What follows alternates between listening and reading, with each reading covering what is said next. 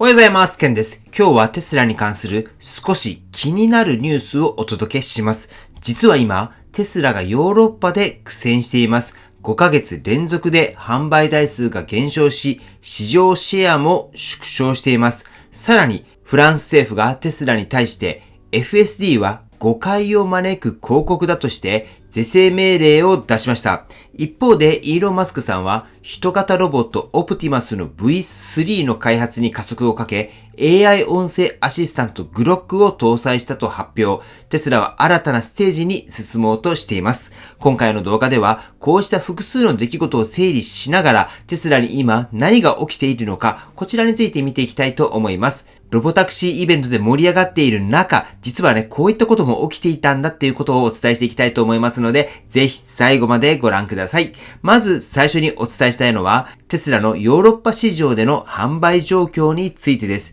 2025年5月、テスラの EU での新車販売台数は前年同月比で最大40.5% 減少しました。また CNBC の報道によれば販売台数は 13,863 台で市場シェアは 1.2% にまで落ち込んだとされています。これは前年の 1.8% からの大幅な下落です。さらに注目すべきは、テスラの欧州での販売減少がこれで5ヶ月連続になっているという点です。一方で同じ期間中に EV 市場全体は成長を続けていて、BYD や SAIC といった中国ブランド、そして BMW などの競合が販売を伸ばしています。特に BYD は価格競争力を武器に欧州市場でもシェアを急拡大させていて、初めてテスラの販売台数を上回ったという報道も出ています。テスラが築いてきた先行者優位、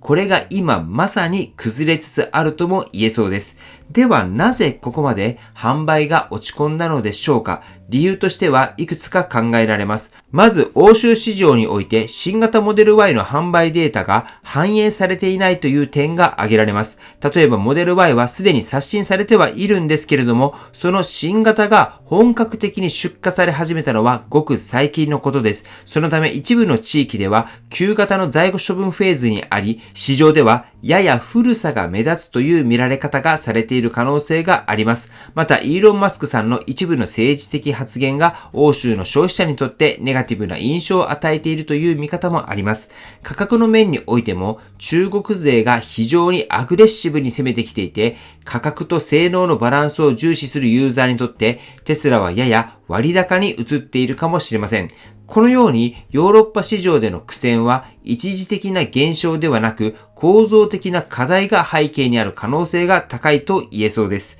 では次はフランス政府から出されたある命令についてお伝えします。テスラの自動運転機能に関する広告表現に対して是正を求める厳しい対応が取られました。2025年6月、フランスの消費者保護当局である DGCCRF はテスラに対して非常に厳しい内容の命令を出しました。その理由はテスラが提供している FSD、つまりフルセルフドライビング、完全自動運転機能に関する広告が消費者に誤解を与えているというものです。問題となっているのは FSD が完全自動運転であるかのような表現を使っている点です。実際には FSD は現在も運転者による監視が必要ないわゆる自動運転におけるレベル2の機能にとどまっていて、法律上も完全自動運転とは認められていません。このことからフランス当局はテスラに対して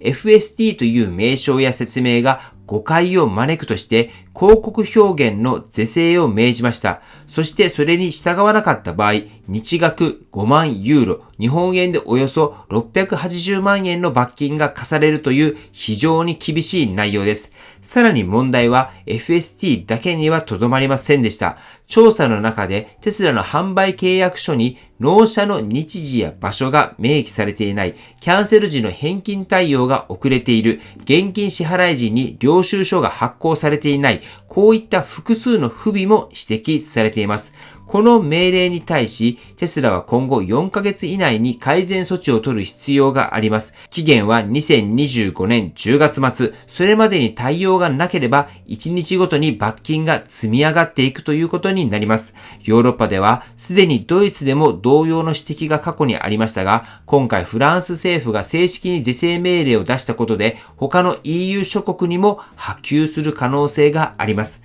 ここでのポイントは、単なる広告の問題ではなく、自動運転の信頼性や企業としての誠実さが問われているということです。テスラにとってはブランドイメージにも影響を及ぼしかねない大きな問題です。ではテスラが今後どこへ向かおうとしているのか、そのヒントとなるのが AI を活用した人型ロボットオプティマス V3 の最新動向です。次のセクションで解説をしていきたいと思います。はい。ではここからはテスラのもう一つの未来についてお話をします。昨日、イーロン・マスクさんが X に投稿した内容によって、テスラの人型ロボットオプティマス V3 に関する新たな情報が明らかになりました。それはオプティマスの V3 がすでにグロックの音声 AI を搭載しているということです。グロックっていうのはイーロン・マスクさんが立ち上げた XAI が開発した大規模言語モデルでチャット形式での自然な対話が可能な AI です。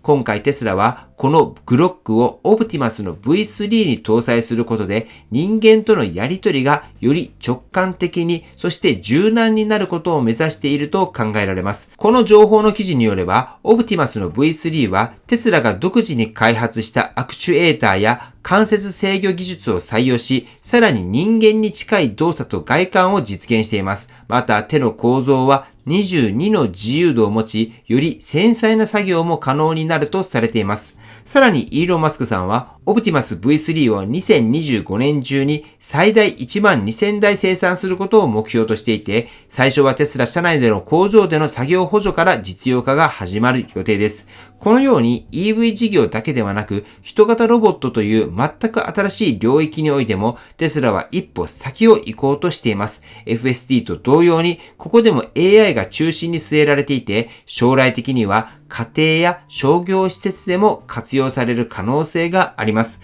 ただしこれはすぐに利益に直結する話ではありません。投資家としては短期的な収益ではなく長期的なビジョンとしてどう評価するのか、これがポイントになります。テスラが抱える短期的な課題と長期的な野心、その両方が今同時に動き出していると言えるでしょう。はい。では最後に今回お伝えした内容をまとめて振り返りながら今後の見通しについて考えてみましょう。ここまでテスラに関する3つの最新トピックを今日はお伝えしてきました。まず、ヨーロッパでの販売状況です。2025年5月の販売台数は前年比で大きく減少し、市場シェアも縮小、5ヶ月連続の販売低下という結果はテスラにとって大きな警鐘と言えます。次にフランス政府からの是正命令、FSD の広告表現が完全自動運転と誤解される恐れがあるとして4ヶ月以内の是正と日額5万ユーロの罰金が命じられました。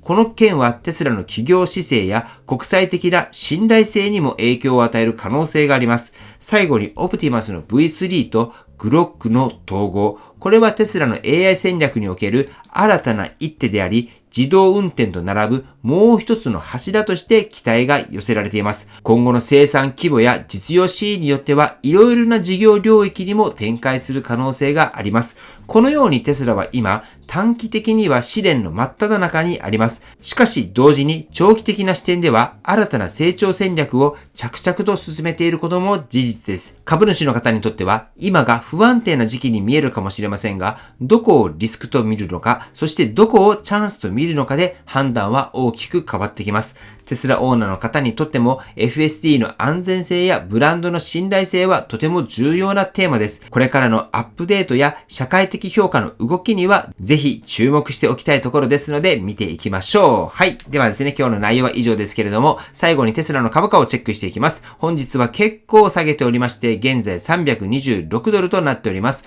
これはヨーロッパでの販売影響、フランスでの FSD の問題が影響していると思います。はい。では本日の内容は以上です。。今回の動画が参考になったと思われたら高評価をよろしくお願いします。僕の YouTube は毎日発信しています。僕の YouTube をご覧になってもらえば、テスラの情報はほとんど網羅すると思いますので、チャンネル登録がまだな方はチャンネル登録をお願いします。では今日もご視聴していただきありがとうございます。テスラのある生活を楽しんでいきましょう。ではまた。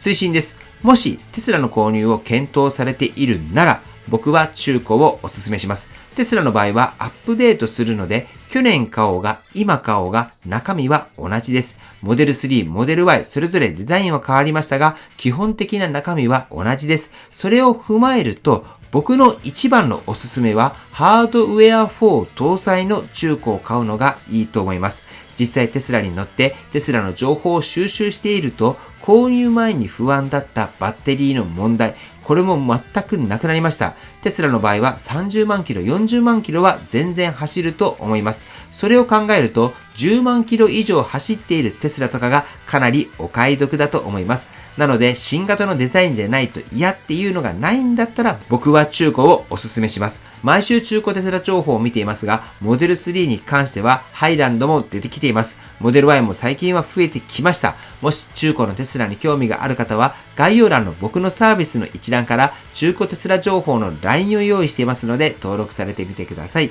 中古テスラ情報を定期的にお届けしています。個人だけではなく法人契約も可能ですので、ぜひね、情報だけでも欲しいって方は登録されてみてください。はい、ということで本日も最後までご視聴していただきありがとうございます。素敵な一日をお過ごしください。ではまた。